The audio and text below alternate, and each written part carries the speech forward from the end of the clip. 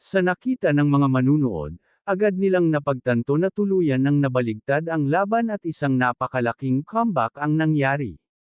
Sa sobrang tuwa ni Marinian, agad siyang nagbigay ng heart symbol sa kanyang livestream bilang pasasalamat kay Matsushima Yuto sa malaking suportang ibinigay nito sa kanya.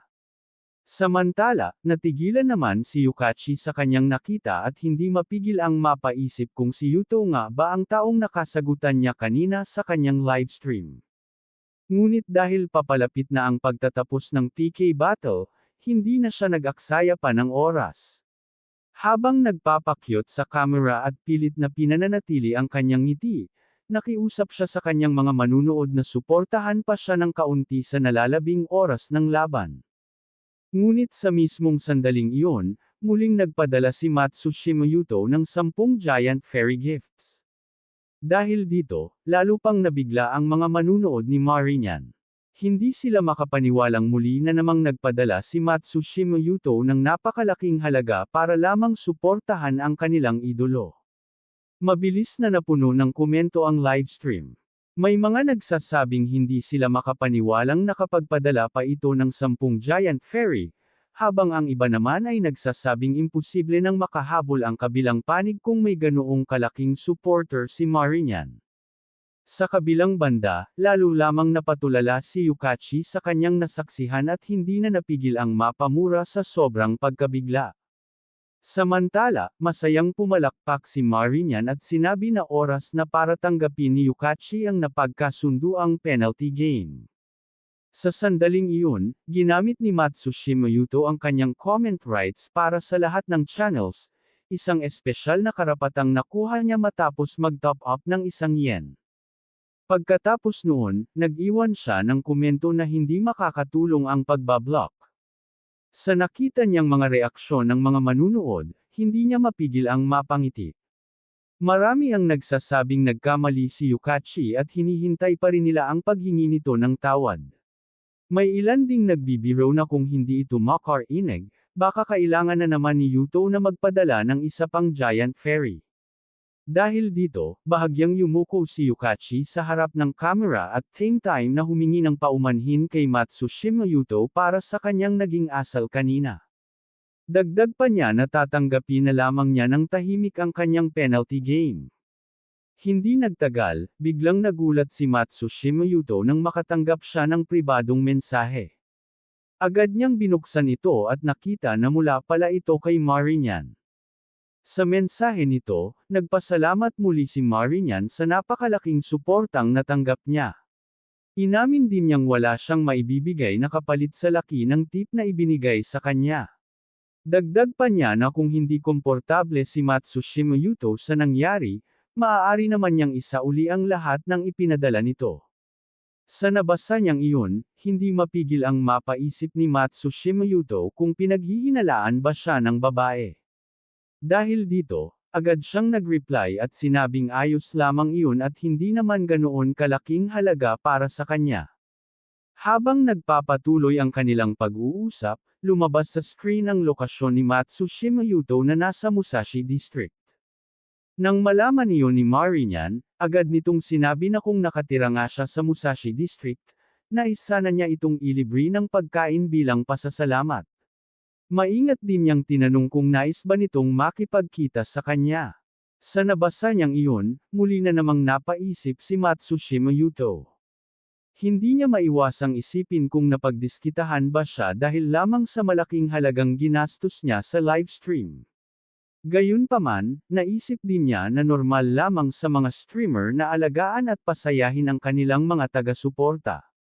Sa huli, napangiti na lamang siya at naisip na wala namang masama kung tatanggap siya ng libreng pagkain. Dahil dito, agad siyang nagpadala ng mensahe at sinabing wala siyang problema rito at hahayaan na lamang niya si Marinian na pumili ng lugar ng kanilang pagkikita. Mapupunta ang eksena sa bahay ni Marinian. Sa loob ng kanilang bahay, makikita ang napakaraming mamahaling bag na nakadisplay sa iba't ibang bahagi ng sala, na nagpapakitang hindi pangkaraniwan ang estado ng kanilang pamumuhay. Habang nakaupo sa sala at tahimik na umiinom ng alak, hindi napigilan ng ina ni Marinian na magreklamo. Sinabi nitong kahit nasa bahay siya, tila pinababayaan na lamang siya ng kanyang anak at araw-araw na lang siyang nakikipag-usap sa sarili. Sa sandaling iyon, lumabas ng kanyang silid si Marinian at agad na ipinaliwanag na trabaho rin ang pagli-livestream. Dagdag pa niya na pagkatapos naman ng kanyang stream ay agad siyang lumalabas upang samahan at makipagkwentuhan sa kanyang ina. Pagkasabi noon, mabilis siyang lumapit dito, umupo sa tabi nito, at mahigpit na niyakap ang kanyang ina habang nakangiting sinasabing hinding-hindi niya pababayaan ang pinakamamahal niyang ina. Habang hawak pa rin ang kanyang baso ng alak, sinabi ng kanyang ina na hindi naman kinakailangang magtrabaho ni Marinian dahil sapat na ang ibinibigay niyang allowance buwan-buwan para rito. Ngunit sa gitna ng kanilang pag-uusap, biglang napansin ng kanyang ina ang kwintas na suot niya. Agad niya itong tinanong kung saan niya nakuha ang kwintas, sapagkat isa itong mamahaling brand na nagkakahalaga ng 43 yen. Dagdag pa nito, imposibleng mabili iyon gamit lamang ang kinikita niya sa pagli-livestream. Ngumiti lamang si Marinian at masayang ipinaliwanag na hindi naman siya nagli-livestream para sa pera, kundi dahil masaya siya sa ginagawa niya. Pagkatapos noon, ipinakita niya ang profile ni Matsushima Yuto sa kanyang ina at masiglang sinabi na may nakilala siyang isang napaka-interesanteng tao ngayong araw. Ngunit nanatiling kalmado ang kanyang ina habang ipinapaalala rito na maraming beses na niyang sinabi na malapit na siyang magkaroon ng arranged marriage sa anak ng Nanyo Trading Company. Dahil dito, hiniling niyang umiwas si Marinian sa mga kakaibang relasyon.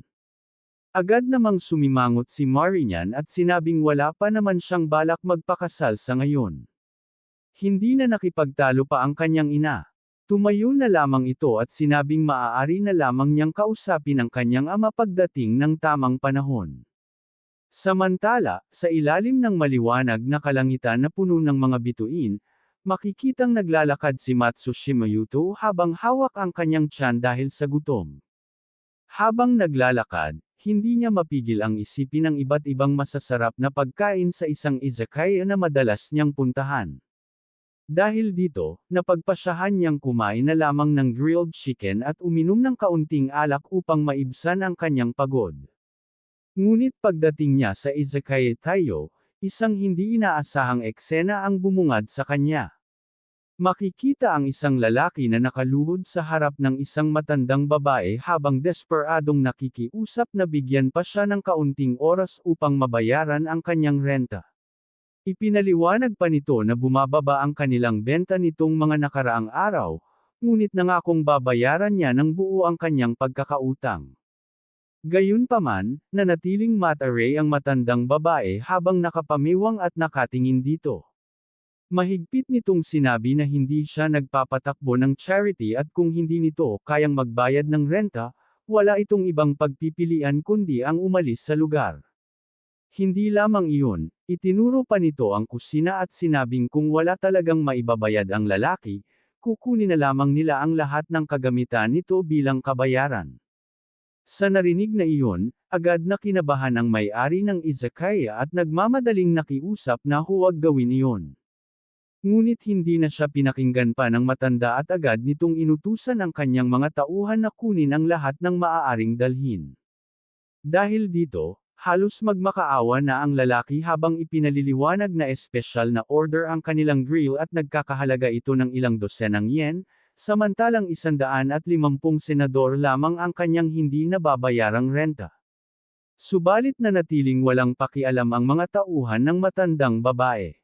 Agad nila siyang itinulak palayo habang sinasabing tumabi na lamang siya dahil wala namang gaanong halaga ang mga kagamitan niyang iyon at dapat pa nga siyang magpasalamat na sila na mismo ang kukuha nito. Pagkatapos noon, papasok na sana ang isa sa mga tauhan sa loob ng tindahan nang biglang may humawak sa kanyang balikat. Agad siyang natigilan. Sinubukan niyang alisin ang pagkakahawak sa kanya, ngunit gaano man siya magpumiglas ay tila hindi man lang gumalaw ang kamay na nakapatong sa kanyang balikat. Sa pagtataka, dahan-dahan siyang lumingon at nakita si Matsushima Yuto. Kalmado lamang na tumingin si Matsushima Yuto sa matandang babae at tinanong kung siya ba ang may-ari ng inuupahang pwesto. Pagkatapos noon, direkta niyang itinanong kung magkano ba ang kailangang bayaran ng may-ari ng izakaya Taiyo upang matapos na ang gulo.